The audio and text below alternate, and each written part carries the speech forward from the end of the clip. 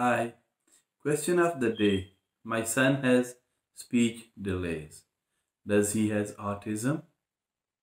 The answer is no. We do see speech delays in autism, but autism is not the only cause of speech delays. There are many other reasons of speech delays.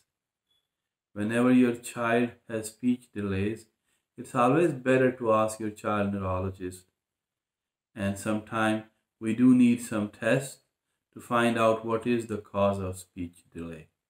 These tests include sometimes genetic testing, sometimes MRI of the brain, and sometimes other tests.